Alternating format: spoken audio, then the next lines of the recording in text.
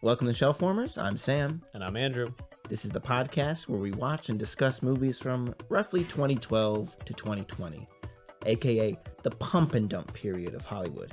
Not exactly a golden age, but definitely a time of high fertility for Tinseltown. So fertile, in fact, that we didn't see many of the movies produced. So if they're good, they're bad, or just meh, we're going to cover it all. If it's been sitting on the shelf, well, it's time to take it on. Shit, sorry. Let's just keep going. Let's just keep it in. Fuck it. Fuck it. Well, it's time to take it down and dust it off. Off the shelf. Off the shelf. I don't think you said shelf. These things have been warming on the shelf. Shelf warmers. Shelf warmers. And today we're covering 2012's John Carter, directed by Pixar superstar Andrew Stanton, who did Finding Nemo, WALL-E, starring Hollywood wannabe Taylor Kitsch. Oh, a burn right off the bat. Now, Sam, you did say John Carter, right? Oh, who is this? I'm a congressman of Texas, John Carter. Oh! Currently serving my 13th election. Is that true? I should do research on this guy before I cover him in a humorous way, but I do have to tell you a story, Sam. Please. My grandpappy also locked himself in a tomb and teleported to space. Wow, that's incredible. I'm actually now seeing that he voted to repeal same-sex marriage, so I'm going to go walk myself into that tomb and blow my brains out. John, wait. How does it feel to be named after this science fiction legend? Well, it's an honor, but I would have preferred Harry Potter. I guess that makes sense. It's a cooler Bilbo name. Baggins. You wish your name was Bilbo Baggins? Well, yeah. Little Texas top hat. Bilbo Baggins, 13th election. Congressman Bilbo Baggins. And I hereby declare no same-sex marriage. I think that works. Well, this guy's a scumbag, by the way. Not unlike the real John Carter himself. Who's a Confederate. Strange choice by the fucking... I guess the original source material. I can't imagine Disney in 2012 was like, let's make him a Confederate soldier. I also feel like if something's like written in 1917, you don't like have to honor the source material. If something was written like the same time as World War One, you don't have to honor it. It's fine. I do think it's actually... Well, we'll get to it. Anyway, Taylor Kitsch plays the lead role of John Carter. Lynn Collins is also in the film. Dominic West. And a very memorable voice performance by the one and only Willem Dafoe. Yeah, so this movie came out in 2012. Do you know what it kind of went up against? I think this was March of 2012. Yes, I saw one of the movies that it opened against instead. I don't know. 1,000 Words, starring Eddie Murphy. Oh, a movie that I even as a kid thought was like it was like a baffling thing. A weird choice. I was like, why is he doing this? Because I knew of like Nutty Professor and like Dr. Dolittle, and I was like, yeah, that's like what 10 years before this. Yeah, so I was like, okay, Eddie Murphy, because I think I saw that Meet Dave around the same time. Yeah, so Meet Dave. Like, I definitely saw Meet Dave. It's almost like he was doing like these high concept like films. Yeah. Like, what if a guy had a certain amount of words? Wouldn't that be very funny? Is that the concept of that movie? I believe so. From my memory of seeing it 13 years ago. He can only say 1,000 words. Yeah, so he was like, he was limited. That's like a guy who has like a college essay, and it's like 1,000 word like maximum. He's like, all right, I'm gonna write a college essay about a guy writing a college essay that has to be 1,000 words. He puts in the chat GPT. Yeah, he just fucking runs it. That'd be an interesting month where it's like, were these chat GPT ideas before chat GPT even existed? So just shitty ideas. Yeah. Shitty idea September. Shitty idea September. Yeah, this also came out pretty close to the Avengers, and they were saying online that it was kind of like eventually like built as like a double feature for Avengers. What was that, May? Yeah, so it was kind of like a drive-in thing. I saw back when they were still happening. It was like, come see John Carter, and I guess also see the Avengers. It's a way more successful movie. But yeah, you can see John Carter. You'd hope they'd open with Avengers. Yeah. That would fucking suck to sit through all of John Carter and then watch the Avengers. I picture just like the image of of like of the sign out front that says Avengers, and all the cars pull up, and then like and John Carter, and then all the cars leave. It's an empty lot. I like Tumbleweed. Yeah, I like to imagine, Avengers fucking ends. What's the post-credit scene for Avengers? Is that Thanos? That's Thanos. Thanos post-credit. Everyone's fucking thrilled, pumped. Opening credits for John Carter. Traffic. Everyone's leaving. No one's fucking watching it. I've not been to a drive-in in a while. Have you? The only time I went to, and I've talked about this before, the only time I went to a drive-in theater was in Michigan. My famous summers in Michigan. Of course. As a boy. You and the judge. Me and the judge.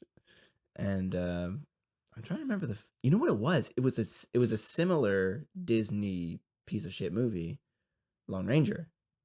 Oh. It was I would want to put that on the list. That would be great. We should do that next week. Because it's all right, fun. You guys heard it first. Next week, Gore Verbinski's The Lone Ranger, starring the most famous man alive who've done nothing wrong. Honestly, two people who are fucking crazy. Crazy people. Two very famous men, one a podcast host and cannibal, Armie Hammer, and one insane person in general, Johnny Depp. I saw that. I forget what the second movie was. I remember he fucking plays Tonto. Yeah, and it's not just like he's like another cowboy. He's fucking Tonto. That'd be good to watch. But do you remember when was the last time you were at a drive-in? Over COVID, I saw a double feature of you want to hear this? Yeah. E.T. Okay, fine, makes sense. Sonic the Hedgehog. I don't know why Who's they curating this this? together. Who's curating? I guess like it's like yeah, two... like one for the kids, one for the adults. But also, I guess it's like each movie has like a thing that comes from another place and lives with like a broken family. I've never seen Sonic, so I don't know. I thought you were gonna say for some reason I've never seen E.T. So imagine. I don't know. I'd be a completely different person if I'd never seen E.T. So what's like the overview of this movie? Yeah, does anyone listening even know what the hell this movie's about? Well, I have the answer. Thank God. So, when Civil War veteran John Carter, played by Taylor Kitsch, as we've said, mysteriously awakes on the surface of Mars, also called Barsoom in the film, he little expects the adventure that awaits him. Carter reluctantly becomes embroiled in the epic conflict among the Red Planet's inhabitants. So he goes from one civil war on Earth to just another civil war on the Red Planet. The battle never stops for this guy. No. And you have such great characters as Tarkus, voiced by Willem Dafoe, who's like a Martian, a four-armed Martian with horns on his face. How do you feel the Martian looks? I went back and forth on it. I landed on liking it by the end. I thought it was okay, but I also wish there was more versatility. Is that the word, versatility? In what? Variability? No, it's not. Let's get it out. The thing. It's a V word. Verge. Whatever. I wish there was more of a variance. There you go. That's what I was trying to find. This is the episode where Andrew and I have a fucking stroke. Differentiation. Yes. Between the character designs. Yeah. Because they all look the same. Not the profile like the Martians, but... Not to sound ignorant about Tarkus. On Barsoom. Also known as Mars. Yeah, so he lands on Mars and becomes like the prince, becomes the Valak? What? He becomes Helium. Helium is the city, but no, but he becomes like the leader, and there's like a term. Oh, he's called because Valak is I believe the nun from The Conjuring. Actually, called like so cat or something. Cat so whatever. There's a lot of dumb names in this fucking movie. But basically, as Mars is poised on the brink of collapse, this war-weary Carter, closer. He rediscovers his humanity when he realizes that everyone's fate is in his hands. Is everyone's fate in his hands? I don't know. I read this and I was like, that's is he like the chosen one? I didn't really get that. He's definitely sent there for a reason. I think he does help them out. He's sent by who? He's just he happenstance. By God? Whoa, I don't know if we want to go there on this pod, but Yeah, yeah, that's your Christian movie. Well, the whole cut scene where he's in Virginia in the opening scene and he prays to God. Yeah, Virginia. The whole thing is like he's from Virginia, and he ends up on the planet, and there's like a Martian language, and he's talking to Willem Dafoe in the Martian language, and Willem Dafoe's like, "My name," and he says this in the Martian language. He's like, I'm Tars," and John Carter's like, "Oh yeah, Tars." He's like, "Well, I'm John Carter from Virginia," and Tars is like, Virginia. So they call him Virginia, which I think is kind of a fun little detail. I think so too. I think it's a cool thing to open this movie up with a narration from Willem Dafoe. Like, it almost tricked me. I was like, oh, okay. We're doing something here. Well, right off the bat, I'm a sucker for when they altered the opening logos to shit. Oh, yeah. Most recently in Wicked, which we discussed. Bad title card. No, not the title. Oh, sorry. I know. We had the same exact conversation like 2 weeks ago.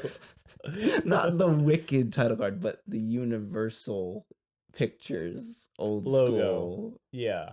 But the Wicked title card is bad because it looks like a PNG and you can see the pixels on it. Yes. Gets me so pissed off. But this film opens with the classic Disney castle, but it's all tinted red. Yeah. Like Barsoom, which I love. I wish they had Barsoom World. I never leave. In my mind, I'd be like, they're John Carter, and I'd go and free the Disney employees and become their hero. Yeah, you show up. They're like, we've been waiting for you. It's just like a fat Florida guy in a wheelchair, or not a wheelchair, like in a, he's like a motor scooter. Yeah. His Mickey hats on. Help us, Andrew. Yeah, that honestly, your name sounds kind of cool. It sounds it's on par with John Carter. Andrew Alexander? Yeah. Wow, thank you. It's nice to know that I'm on par with Disney's own John Carter. So did you have any like knowledge of John Carter? Because I kind of thought it was like a pulp thing. Like I thought it was, well, it's like a novel though, right? But it's in that same vein of like Buck Rogers and Flash Gordon. Yeah.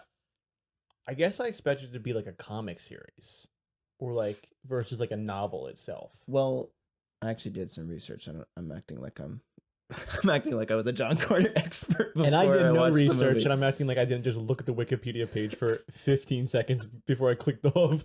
I actually went down like a rabbit hole about it because I really wanted this movie to be good because it's based off this like old school sci-fi shit, like these pulp magazines, which were spawned off the book. And this guy, Edgar Burroughs, wrote the original book, which was called The Princess of Mars or something. Yeah. Which is a better title. Well, it's actually, I mean, there's a lot to talk about with this freaking movie. Hit me with it. Andrew Stanton insisted it be called John Carter. Bad move. Because he was so convinced that people were like, oh, basically he grew up in the 70s before Star Wars came out. And there was a John Carter comic book series. Okay. It was like a retelling of the book through this new comic. And he loved it. Andrew Stanton, like growing up in fucking Massachusetts or wherever. And he was like, oh my God, like this is so good. Like there's a princess. Like it was very similar to Star Wars. And I think there's no Star Wars without John Carter. Which is like, yeah, that's like Favreau's line in the featurette that I watched. Because somehow he was involved in this movie. Oh yeah, he's in it, right? Yeah, he has a cameo, but he was going to direct it before He chose Cowboys and Aliens instead. Which would also be an love him interesting for it. double bill. Another failed. I realized was that a Disney movie? No. I don't think so. I mean, that's worthy of the pod. Is that 2011? Yeah, it's right in the cusp. Maybe if we do a second pod, slightly only for 2011, slightly warmer things on the shelf, aka 2000 to 2011. I also have a hot take that I would like to say about this movie. Please. I'm so tired of these 60-year-old men who are directing these Hollywood movies who are like, oh, it's like an homage to Star Wars and Indiana Jones in my childhood. I love Star Wars. I have no desire to ever like make a movie inspired by Star Wars. It's been done.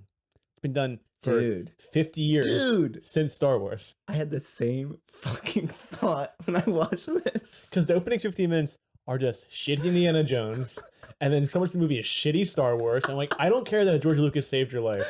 Or changed your life, sorry. That's exactly, yeah. If George Lucas saved Andrew Stanton from like a... He was like drowning in the lake. Yeah, there was like a crazy hurricane in Massachusetts, and George Lucas saved a young Andrew Stanton. Hey, do me a favor. Make John Carter. And then he handed him a script. Also make Finding Dory. You're gonna make a sequel to Finding Nemo, but you gotta make Finding Nemo first. You're gonna make John Carter. It's gonna be the biggest bomb in history. That's a fact. Did you know that? It's the biggest bomb in all history? This is the biggest box office bomb of all time. It lost approximately $265 million for the Walt Disney Company. Wow. You're gonna make cut back. You're gonna make John Carter, and it's gonna be a bomb. What'd you say to me? Nothing. What's that in your? What'd you just cough out? Was that a clownfish? Was that a fucking clown? Wait a minute. You're gonna make a film called Finding Nemo. I've got an idea. Yeah, I just told you to make it. I just told you to make Finding Nemo. But I totally agree. I have no interest in making some movie in space with two warring factions and the chosen one and a princess and all this bullshit. And the dark side. Yeah, dark side. I would like to make a movie that has Yoda though. If I could just make one movie that has Yoda. You want to make Yoda a Star Wars story? No, I don't want it to be a Star Wars movie. I just like want to do like I want to do like a Judd Apatow like style movie, and like Seth Rogen's like, what do I do? Oh my god, do I have to marry her? And then like it's like Jay Baruchel, like a Michael Cera, and Yoda. So Yoda's like it's like a Ted movie. Do or do not. But Ted is Yoda. Propose to her. Barsoom. I would love Yoda just started talking in John Carter talk. Although Yoda start talking to John Carter talk. He plays like Tim Robinson. Why doesn't Yoda talk like he's from Barsoom? You can't do that. You can't talk in Yoda talk. But you're right. Not from Dagobah. Dagobah system. This also is like very like Dune. Absolutely. I noticed. I'm like, so is Dune inspired by John Carter? Yeah. I realized that everything is inspired. Obvious question, Andrew. What are you, fucking dumb? Everything's John Carter.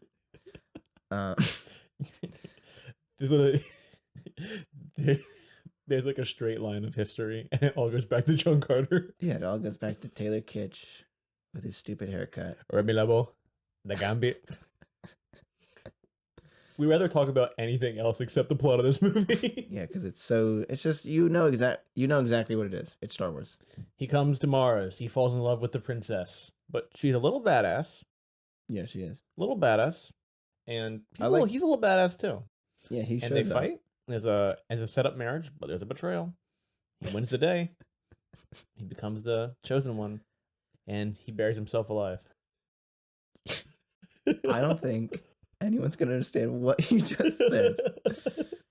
So we open with the Defoe voiceover, which explains Mars and Barsoom and all this bullshit. Then we go back to Earth. No, actually, right? No. There's first an attack on Mars, and that's part of the voiceover, right? Yes, and Dominic West is like one of the rulers. Also, too old for this movie. He's like 50 already. And you a lot of miscasts in this movie. Look, I'm not trying to age shame him. He's in good shape. He looks good, but like he looks like he's 15 years older than all the other people in this movie. And he's not terribly threatening as the villain. No, not at all. And you kind of have like the Watchers show up. I don't remember their names, but they're also like the engineers. The fuck are they called? Oh, the engineers from Prometheus. Yeah. Yeah. Also the Watchers from Marvel. Tark? Yeah, the Tarks. Someone did that? Turks? Not the Turks. No. No, I don't think it's that. But they look like the Watchers. Yeah, and they show up. Are there and they multiple give them Watchers? Powers. They're bald. Yeah, they're multiple Watchers. They show up and they give them powers, and then they're like... I learned that they don't exist in the book. Oh, well, it's a stupid inclusion. So good job. Great job, guys. It's kind of cool technology, though. I like the sun power they have. That was cool. And the boat designs are cool, or the ship designs, what you want to call it. Like I was like, okay, like there's Yeah, the flying vessel. some cool choices in this. Like, There very are. science fiction, very early Listen. science fiction. I give this movie a lot of credit. It's a huge swing. We love huge swings. We do. But We love him in baseball. We love him in John Carter. We love him in Promposals. I was just adding some like Ken Burns music in the background of your speech. It is now a video podcast. It's gonna be a slow fade or a slow. What's he doing? He's pushing. Yeah, the Ken Burns. I've effect. never watched a Ken Burns documentary. Really, my friend. I don't have time for that. Whoa, they are kind of like. I only have time to watch like John Carter, so that's why I haven't watched a Ken Burns documentary. they're like reading books. Me and my dad have been watching the baseball Ken Burns film for almost a year, on and off. How long is it? It's like 20 hours long. And I bet it feels shorter than John Carter. It's true. Yeah, so then they go back to Earth. Then they go back to Earth. They go back to Earth, and Burroughs, Edgar Burroughs, who I said wrote the book, plays a character in the film. Did you catch that? No. So I did not. This is the part of the movie that I kind of like and I kind of fuck with is. Do you mean the act? Wait, sorry. I would clarify. Yeah, please. Are you saying there's a character in the movie who's named that? Edward Burroughs. It's not the man, right? Who wrote the book? No, he's long gone. Because he would have been like 120. Basically, Junie There's a from. corpse in the street. You're like, oh, it's Edward Burroughs. Remember there's a skeleton they cut to in this movie? Cranston? Cranston. Bryan Cranston is in this As film. Bill Hader in Night Museum 2. Yeah, he's like a custard guy. Yeah. No, but Burroughs is a character in the film. The author of the book is played by Junie from Spy Kids. Oh, I got clocked. That was his name. Yeah. So, well, there's more nods to it towards the end of the film, but he plays the young guy, and he gets word that his uncle has passed away suddenly. His uncle Carter, John Carter. So he's like, "What the hell? My uncle's dead?" So then he's looking at all his shit, and this is where it becomes, like you said, shitty Indiana Jones. Yeah. Where the butler's like, "Well, your uncle was searching," and it's like all this generic looking like archaeological finds around this office. I do kind of enjoy the Last Crusade-esque though, like setup of it. I was like, oh, this is kind of fun. I thought we'd spend maybe a little bit more time in the past. Because the first 15 That's minutes where is it's the maybe best. the most I'm engaged with it. I really enjoyed that's a period piece. For some reason I thought it was in like the 50s or 60s, but like sitting in like the 1800s, 19th century, I was like, oh my god, this is like kind of a fun choice. Yeah, the shitty Indiana Jones parts are better than the shitty Star Wars parts. Absolutely. Because they lean more towards shitty prequel stuff. I also, as we firmly established in this podcast, I love shenanigans.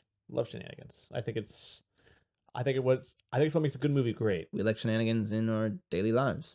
And this movie, bad shenanigans. Gets a thumbs down on the shenanigans scale from Andrew. Well, it all stems from John Carter, Taylor Kitsch, just being horribly miscast. Not good. He kills the movie. He's just like not in the way that like like Joel Kinnaman is someone I talked about who I have a lot of love for. He's not a leading man. Reverence. I say love. Reverence for Joel Kinnaman. He's better as a supporting actor in the vein that I actually haven't seen a lot of the post X-Men Origins work of Taylor Kitsch, but like he's not someone that I would want to see as a supporting actor, and he's not someone that I would want to see as a leading actor. No. But he's done a lot of, I was curious what he's been up to, a lot of like 8-episode shows on Netflix and like HBO or whatever. So he's working, and he probably fits really well in those like, my daughter's missing and we need a lead detective. Well, this lead detective has a troubled past. Enter Taylor Kitsch. He drinks. Enter John Carter. He's doing like shots of whiskey before going to talk to the parents. Show me the body. Who do you think would have been a better John Carter? Oh, I'm going to go with the casting from last week and say Joseph Gordon-Levitt. He would, he would have looked more the part of like that 30s serial kind of John Carter with slick back hair. He's playing Don John. Yeah. As John Carter. Don John Carter? Don John Carter. Whoa. Don John Carter. Don John Carter. He's just like jerking off in every scene. On Barsoom? That's what that movie's about. Yeah, we're not just saying that. For those who don't know Don John. He's just like a sex addict. Yeah, it's good. But he's always thirsty though, because it's Mars. Yeah. We should mention, once John Carter does go to Barsoom, he kind of has like a Superman effect. Where once he's on the Mars planet, he's something with the gravity or whatever it is, he has these heightened abilities. Yeah. So he has the ability to jump really high. Yeah. He has super strength. It's all, and I think in my research, this guy also inspired fucking Superman. John Carter is everything. I guess, yeah, the alien aspect of it. But, leaping over a tall building. It's him. I feel like they used the Hulk like CGI they have with the Avengers when he jumps, because it's like the same exact emotion. Because it's handcrafted jumping animation. It's actually him being fucking thrown around on wires. Really? Yeah. Doesn't look like it. So for each super jump that Taylor Kitsch performed, he was attached to a harness that allowed him to free fall at a speed of 80 miles per hour. Kitsch apparently found it, quote, unpleasant. No shit. That sounds fucking terrifying. He probably got like huge rashes off that. If he's getting dropped at 80 miles an hour. John Carter's chafing hard. Yeah. So, he wakes up on Mars. Well, before we go back, let's go back to Edgar Burroughs in the 1800s. So they're like, your uncle is dead. Talking to the nephew. But, he has this journal. So read this journal. So then we get John Carter narration, and the whole movie is framed within this journal. And you basically see him after the Civil War. He's kind of driftless. And that's when Bryan Cranston and his cavalry find him. And they're like, Carter. That was a pretty good Cranston just then. That was good. Yeah. Walter. Carter, you're coming with us. But these are Union guys. Yeah. I guess just U.S. guys at that point. Yeah. And this is my favorite bit of the movie, where he just keeps hitting Cranston in the face. Oh, it's so good. And hard cuts 3 times away from him in a new location. Yeah, there's a funny I guess match cut. Yeah. Where he jumps out of a window, and then he lands in a prison cell. Yeah. He keeps hitting Cranston, so Cranston's all bruised and bloody by the end. And Cranston has, like we say, he looks like custard, so he's got a blonde mustache, blonde wig. Yeah, he looks cool. I like the comment on Cranston. Right on the tail end of Breaking Bad. Same year Breaking Bad ends, I believe, or 2013. Yeah. But I'm kind of interested in this era of Cranston, because he's very famous at this point. He's won 5 Emmys. He's kind of this era of he's in the Best Picture winner of 2012. Argo. But he's kind of this era of showing up in these big movies in small parts, because he has John Carter, he has Argo, he has what else? 2014's Godzilla, where he plays the dad who dies. Spoiler. I haven't fucking seen that movie. Who made that? Gareth Edwards? Gareth Edwards, yeah. But it's kind of an interesting thing for him, because Cranston's his movie career never really took off in the way it should have, because he's a fantastic actor. But he has Why Him, the one where he's off the top of my head, Why Him, the one where he's paralyzed and Kevin Hart's his aide and Nicole Kidman's his wife. Oh, that's the American remake of the foreign film. Yeah, and is that all? Yeah. Yeah. Well, honestly, once you're fucking Walter White, you don't have to do shit. The greatest TV character of all time. Yeah. I think Jesse Pinkman's better. Really? Yeah. I actually don't know if I believe that. I just want to be different from you. But yeah, this is the peak kind of shitty Indiana Jones part of the film. It's a sweeping Western. Honestly, there's shots of this movie that look freaking incredible, where he's being chased on a horse through the Utah desert. So Last Crusade. And it looks, I kind of like the things he's drawing from, where it's okay, there's this Western in this desert landscape. We're soon going to be on Mars, which looks identical to Utah. They shot on location in Utah, which I also give this movie a lot of credit for. Even though there are these weird CGI animal things, a lot of the stuff that's shot outside, quote unquote, on Barsoom looks real, looks tactile, because they shot it in Utah. Yeah. And it looks really cool, I think. Yeah, I kind of have It's this just a thought, bad script. too, though, like where they, um, like, just when there is a lot of CGI, it looks better at night, and usually that's the opposite. Like daytime stuff looks better, and nighttime stuff looks worse usually. But I was looking at at some of the shots where they're in Mars, and it's all CGI. I was like, well, this looks like just so unnatural. And I guess it's unnatural to Mars, but I was like, kind of just confused by because night's harder, right? Yeah. Or used to be. I don't know what the standard is now. I think night might be harder again because I think the Marvel stuff and a lot of it during the day is Yeah, like the fine. Marvel stuff looks. I mean, they have a lot of. The Marvel stuff looks good. Okay, we're not afraid to admit it. Hulk Yeah. looks really good in Endgame. He does look good in Endgame. Fuck. So he's being chased around by General Custard and fucking Cranston, and they end up In a cave. in a standoff against some Native Americans. Yeah. And I was like, oh, like this is literally just a Western. And classic white guy lets off a shot, kills one of the natives. All hell breaks loose. John Carter runs away. And Cranston actually gets shot, right? Yeah, he gets hit in the gut. And John Carter is a good man. You know, he's war weary, as I said. Yeah. But he saves Cranston, brings him into a cave. The Native Americans follow him. They look really scared. They're really spooked. They run away. John Carter's like, let me see what this is all about. So he leaves the cave and he sees this like marking on the cave, like it's carved out, and it looks like a sun. Right? Yeah, and then one of the aliens is there. Yeah, so he's caught off guard. He stumbles into the fucking cave.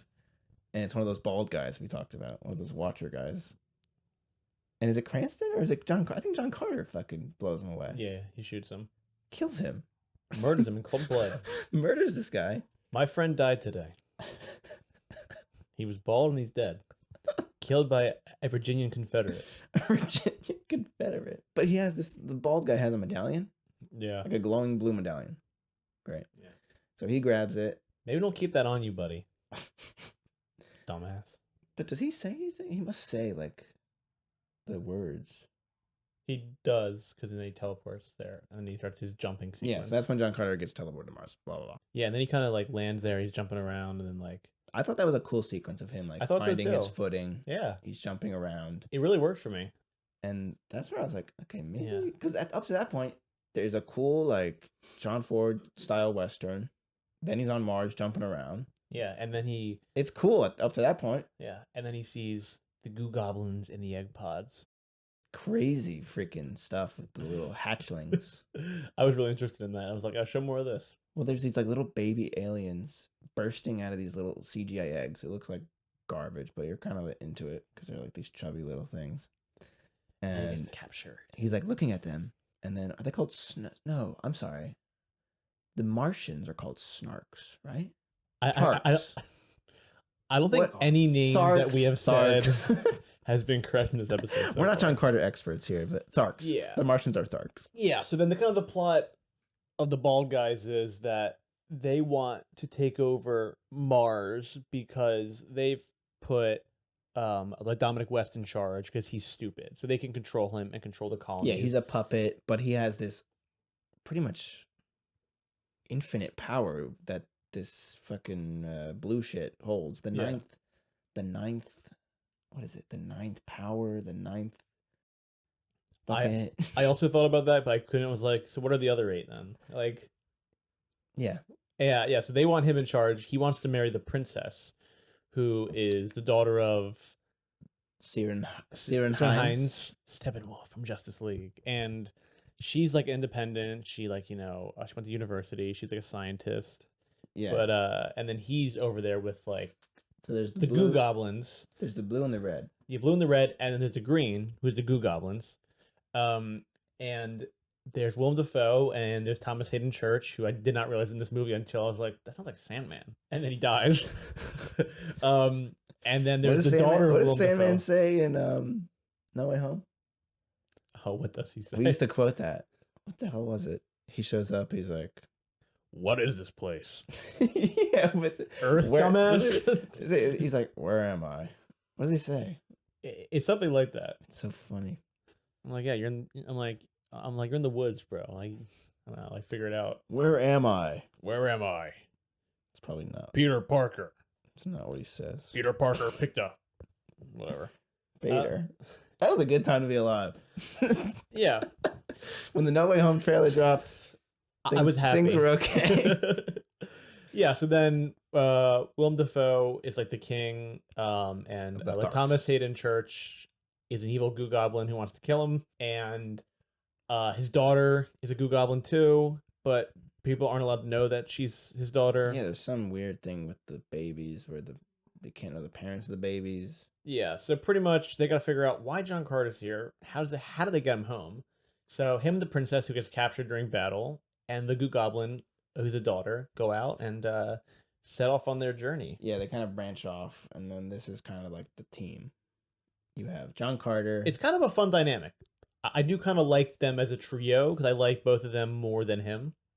Yeah, this was a cool part of the movie. I mean, you had the Martian daughter, as we said. Also, I was imagining a world where if John Carter was made in the 60s, the Martians would have been kind of like the apes in Planet of the absolutely. Apes. And it would have been really cool.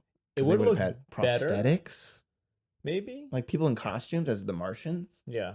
That would have been awesome. You're also like 10 feet tall. Yeah. And like the scale looks like weird in like every other shot. It is weird. I like the Goo Goblin dog though. Woola. Yeah. Woola's cool dog. Great. And I like that it's super speed. Yeah, it's so fast, the dog. Fastest dog I've ever seen. Dog just zips around. So here's my question for you. Yeah. I have two questions. I have a two-parter, and this is intense. Okay, you ready? Yeah. Do you think this would work better as a Pixar movie? Okay. And why do you think so many of these Pixar directors have a hard time being able to translate their visions into live action? That's what I'm interested in talking about. I have a lot of info for you. Hit me with it. All right, so you asked if this would be better as a Pixar film. Yeah. A la Incredibles or something. Yeah. The Pixar's with people. I think it would be really cool as an animated film. For kids. Yeah. For fucking kids. Like, this movie is like, it's interesting because it came out in 2012. We were in 4th grade. Yeah. You and I probably should have loved this movie. Yeah. But I didn't even see it. It's boring. Did you see it? No, I didn't see it. No. But my point is, John Carter as an IP, so valuable. All about the IP. Also, Disney does not have the John Carter IP anymore. It has since reverted back to the Burroughs estate. No. So no John Carter 2? No John Carter 2. However, there were 2 sequels planned. Of course. It was going to be a trilogy. There's always sequels planned. And then it went on to become the biggest bomb of all time. But you mentioned Pixar, the animated, as if John Carter was an animated film. Did you know John Carter was actually technically like in production for nearly 70 years? Did you know that? I did not know that. So John Carter was actually going to be the first Disney animated film before Snow White. One of the Looney Tunes. That would have been awesome. One of the Looney Tunes animators, I forget his name, in the 30s pitched it. And you can actually look it up online. There's some test footage of the John Carter animated film from the 30s. And it looks like the old school Superman cartoons. Oh, yeah. Like, it looks awesome. Watching it on YouTube they have like the 4-legged, they have like the creature they ride. I don't know what, it has some stupid name. You could look it up. But it's like John Carter riding the guy. Yeah, you mentioned that. And I could not picture it in my head couldn't at either. all. I have zero image of what he was riding in my head in this movie. Fuzzy I watched like 3 days ago. That's the thing. This movie is fun, more fun to talk about than it is to watch. Yeah. Which is interesting. But I guess whatever, it fell through and it ended up not being made. It later got revived in the late 80s, early 90s with John McTiernan. Oh, John McTiernan was going to make John Carter. That's cool. Fell through. I think Tom Cruise was going to be John Carter.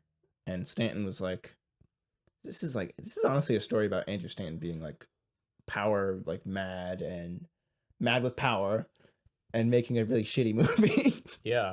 He was like, "Thanks, Tom, but I actually," he's like, "I'm actually about to audition Taylor, and I really like Taylor, so I think we're gonna go with Taylor Kitsch."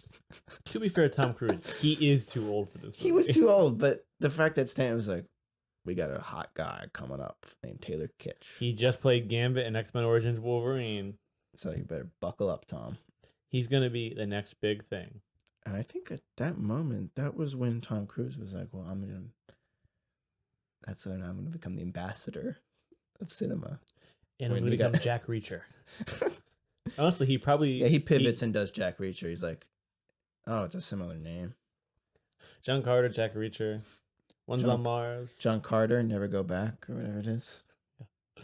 But yeah, so it's interesting that you mentioned this as a Pixar film because the original John Carter would have been the first feature-length film. Which actually makes a lot of sense when you realize John Carter is Superman, John Carter is Star Wars, John Carter is Dune, etc. John Carter's in all of us. He really is. You called? You called? Who's that? John?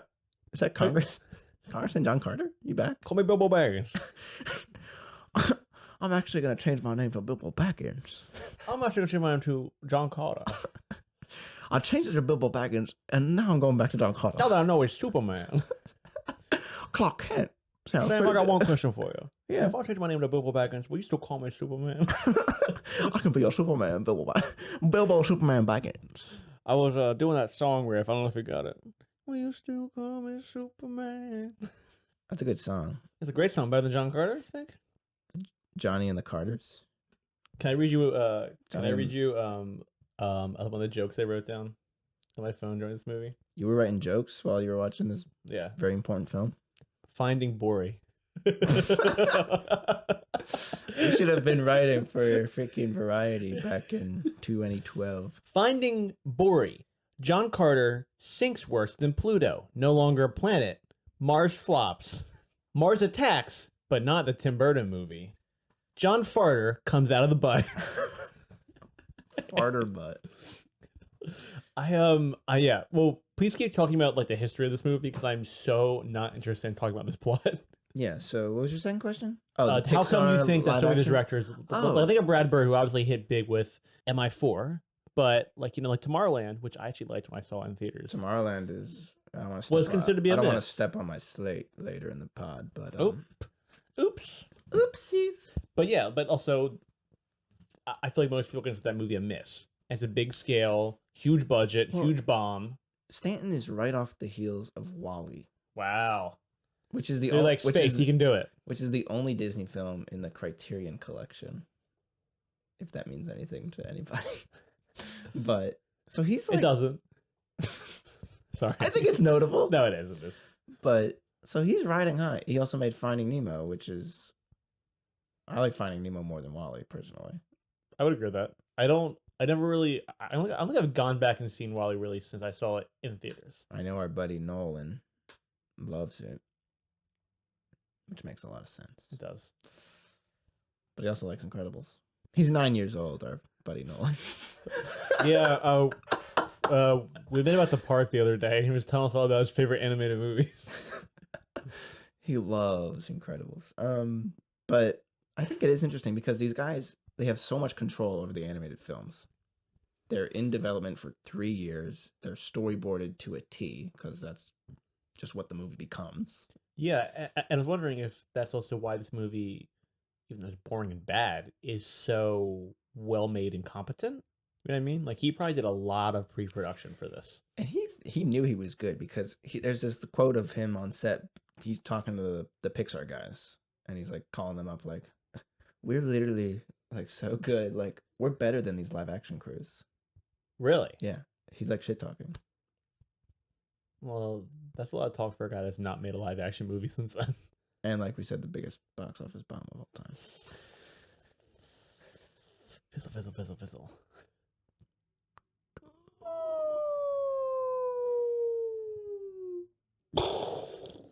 That's John Carter. But yeah, it's a different muscle that they have to flex as a director. and I think there's a bunch of crazy shit with this movie. For some reason, they gave him. I guess this is the last time Disney ever fucking did this with a director. They gave him literally full creative control. Wow. Full creative control. He edited the trailer, which apparently was a horrible fucking trailer. They had none of the action was done. None of the CG was done. And he was like, I'm not putting unfinished stuff in the trailer. Also, I'm using Cashmere, the Led Zeppelin song. And everyone was like, are you sure? Because that's an old song. We're trying to appeal to the young audience. He's like, no, we're putting Cashmere in the trailer, and it's just going to be scenes of people talking because I'm not putting unfinished footage in the trailer. Wow. So it was a horrible first trailer. Then there's a Super Bowl ad, like a few months later. Same thing. CG's not done. He's like, we're not putting unfinished stuff in the trailer. Another bomb of a trailer. Studio wants to call it John Carter from Mars. Which I also think is a better title. They get back some research. They're like, Mars doesn't really sell. Remember Mars Needs Moms? Yeah. They're like, that movie bombed too. And Mars Attacks.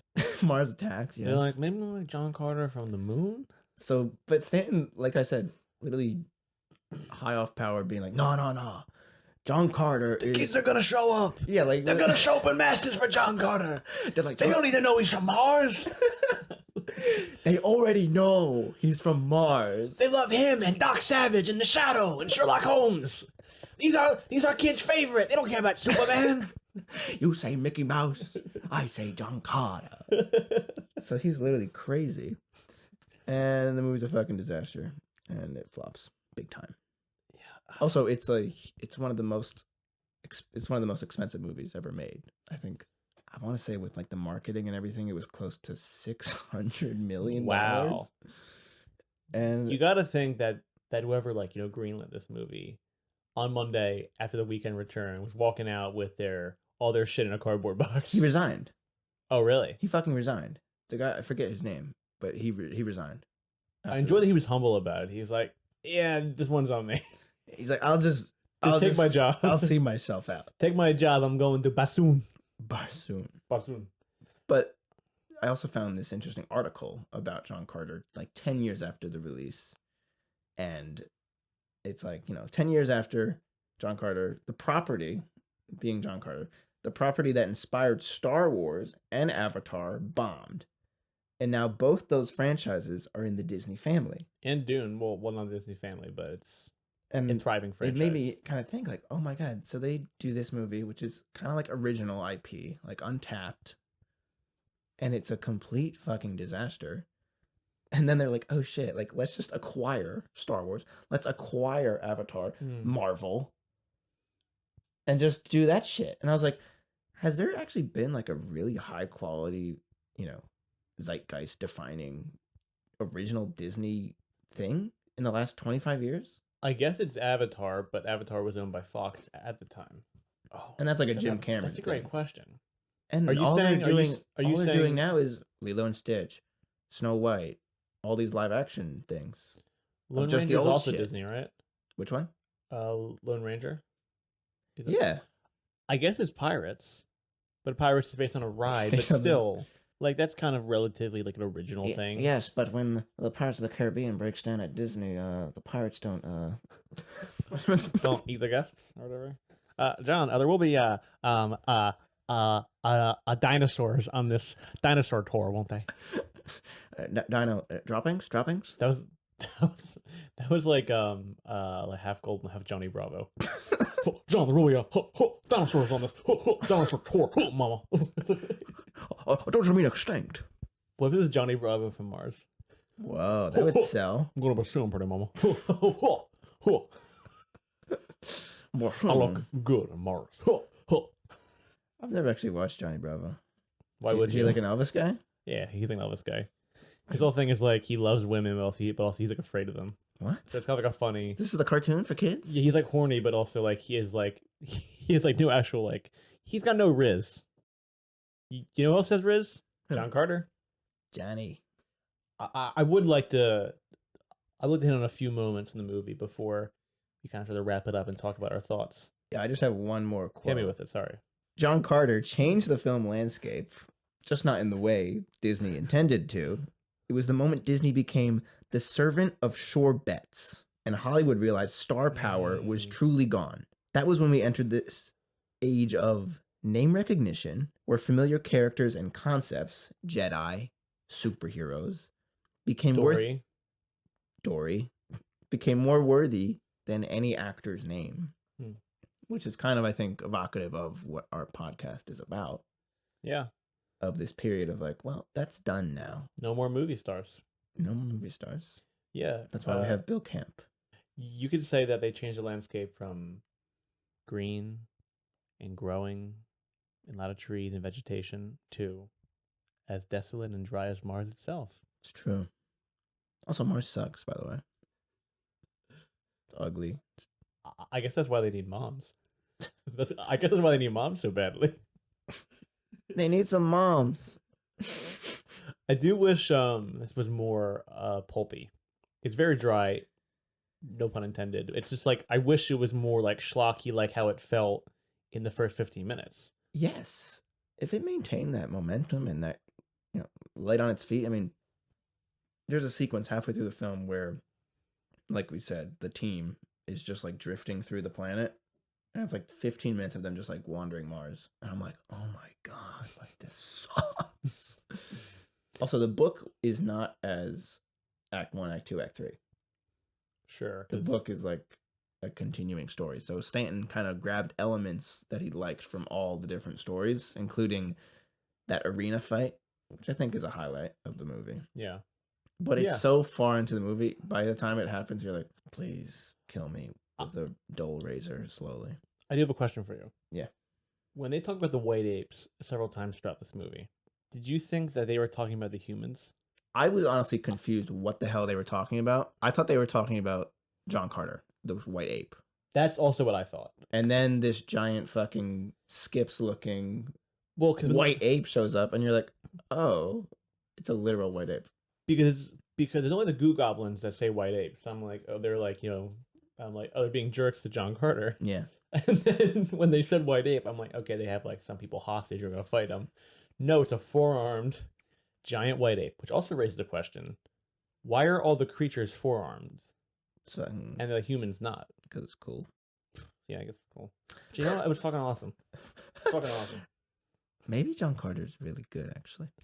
I like the sequence when he gets kidnapped, or not kidnapped. He's like sort of captured, but like he's like there to rest because he kills like 200 soldiers, which is kind of a cool scene. Yes.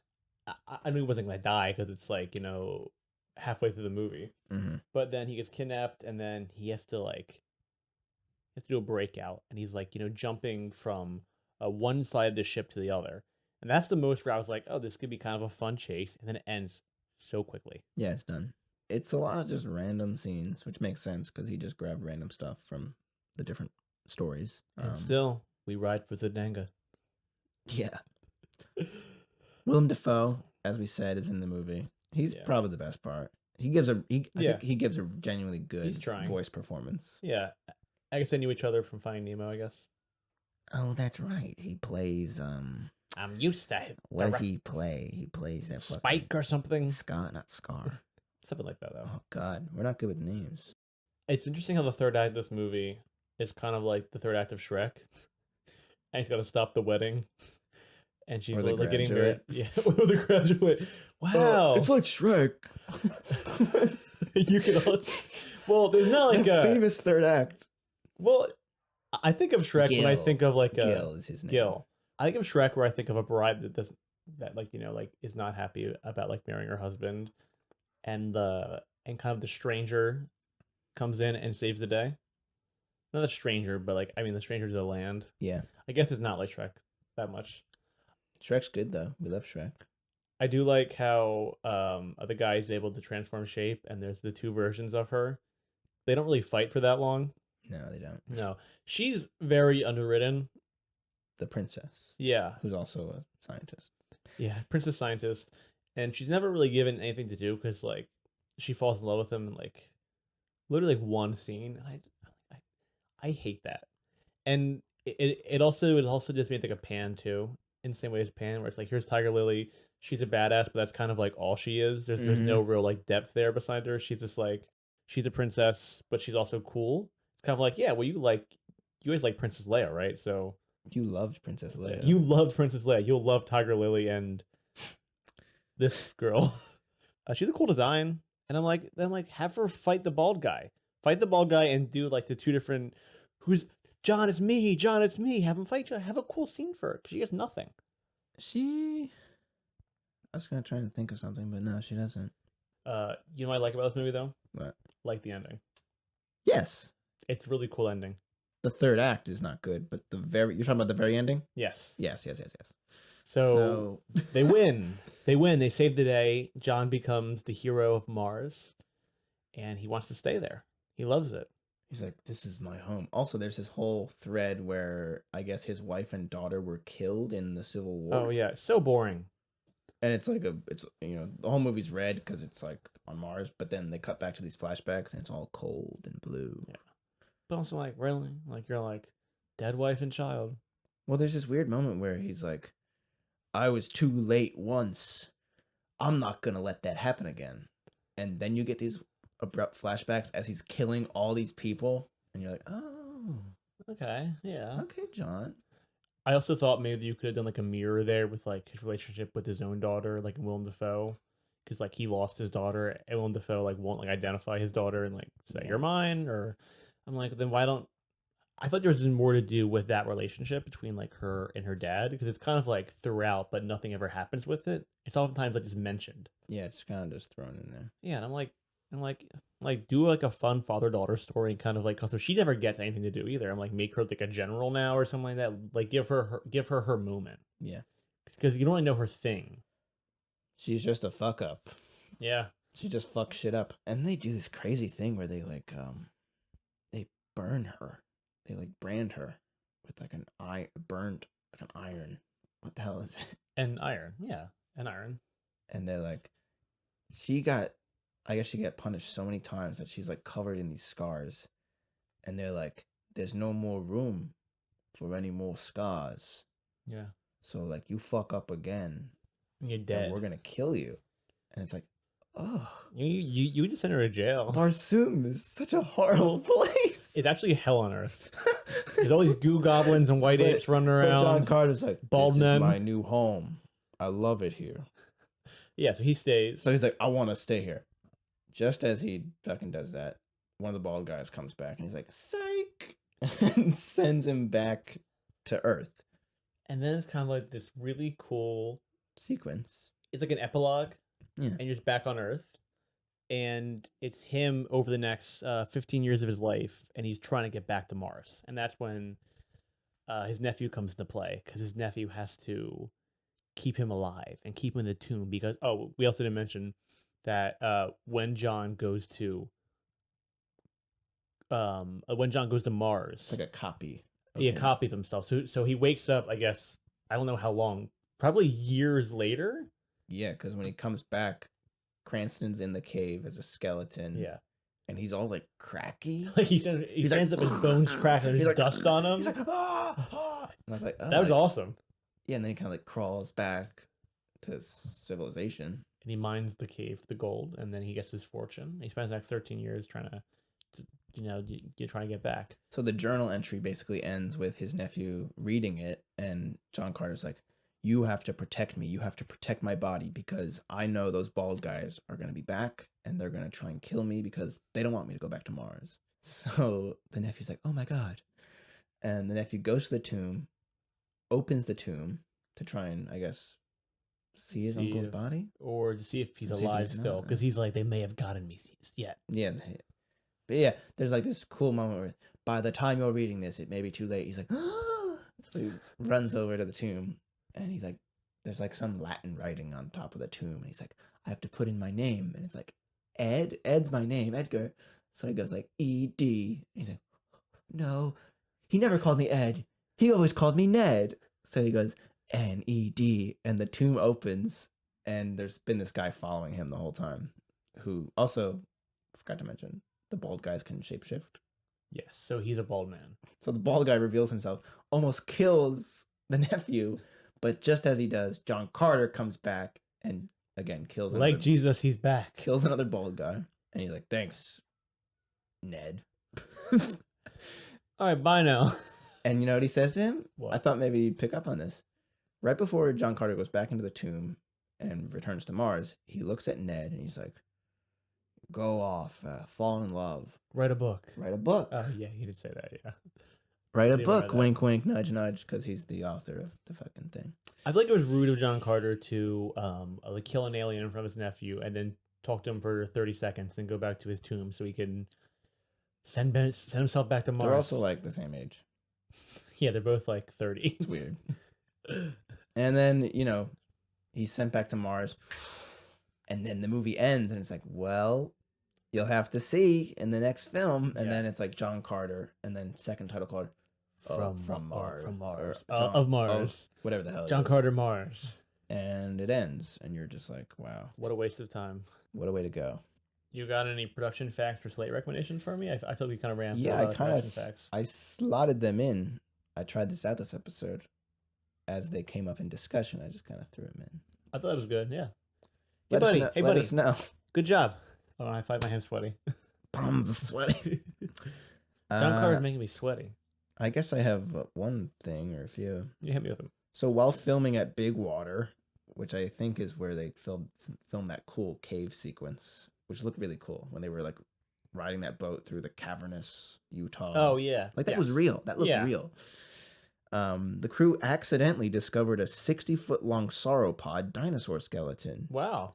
The state's land management bureau took over.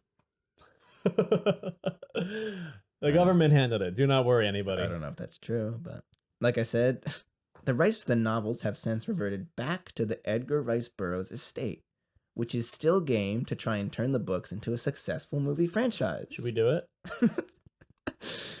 That to me feels like it was written by an estate member. Yeah. Like, right, you know, the estate is like really into the idea of it still working out. So let us I know. feel that's like the I feel that's like the equivalent of like you're in 8th grade and you like put in your close friend story like anybody want like a TBH rate because like you know your crush is on there. Yeah, the Edgar Rice Burroughs estate account is posting. Who up? Anybody want John Carter? Who up? Who wants to make another John Carter movie that will flop? And I've got 2 sweaty IMDb trivia. Oh, here we go. Nerd Roundup, everybody. It's time for our famous segment, Nerd Roundup. Nerd Roundup. The movie's lead couple, Taylor Kitsch and Lynn Collins, both starred in X-Men Origins Wolverine. Oh, Kitsch as Gambit and Collins as Kayla Silverfox, who I was hoping you would know. nope. Okay. No idea. No memory from that movie. No idea who that character is. All right. Well, I took this in. I was like, I hope Andrew knows who the hell Kayla Silverfox Nothing is. to add for that. I did like that actress, though. I thought she was pretty good. Are her eyes actually blue? Because they were so blue that it made me think it was No, a Dune thing. She actually has no eyes. Oh. Those were all added in post. That's probably why this movie lost a lot of money. And that's why she's not in any of the trailers because, well, he had to wait till the effects were finished. I just imagine Stanton sitting there like, no, we're not releasing the unfinished shots. And he literally like shot himself in the foot with that decision. This trailer is all shots of Utah. Well, it was like, again, one of those things where it's like, he thought he was hot shit. And I'm just surprised because that never happens now.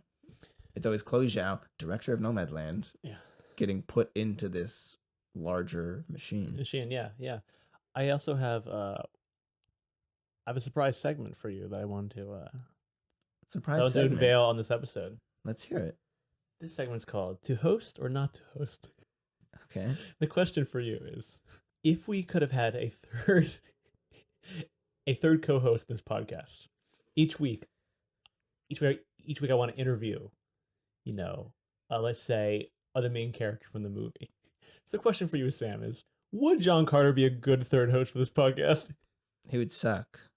He would suck so hard. But what about me, Sam? Me, John Carter. Oh, Bilbo Superman Baggins. Sure, that's me. That's a whole different story. I would love John Carter to join us for the pod.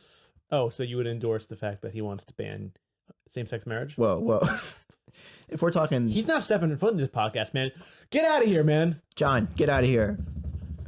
Oh my He god. scurried away like Looney Tunes style. Oh my god. Wait.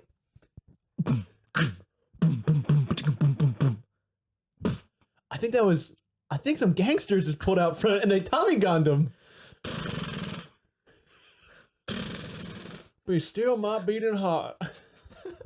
He's dead. He's dead now. You're dead, Bilbo. Yeah, but imagine the fascinating conversations that we could have with John Carter as we talk about 2015 Sisters, and he goes, "Wow, that's really awesome. I'm from Mars. This reminds me of Mars. Mars. Oh, we call it Barsoom, though. We call it Barsoom, but we also have someone named Amy Poehler there." She has 4 arms, like everything else. So he gets a pass or fail, and you're saying you don't want to hire John Carter for the podcast? Not currently. All right, I'll tell him to go home. He's in the waiting room. Oh, he's been waiting this whole time? Yeah, this is really embarrassing. He thought he had the job. He told everybody already.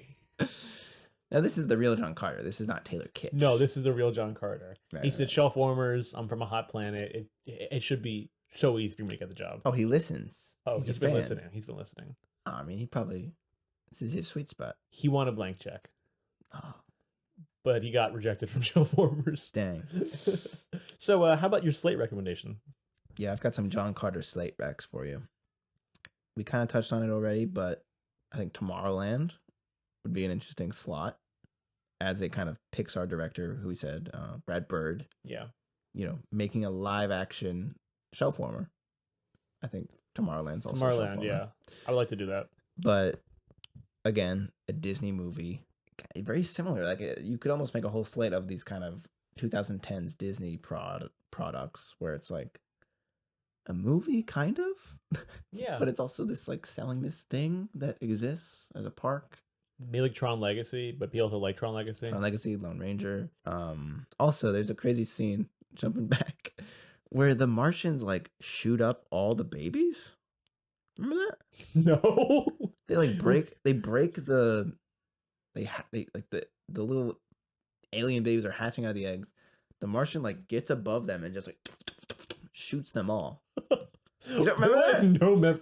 Okay. Oh my god, there's like some weird plot where it's like, well, they had to do that because there's not enough resources. And it's like, ugh.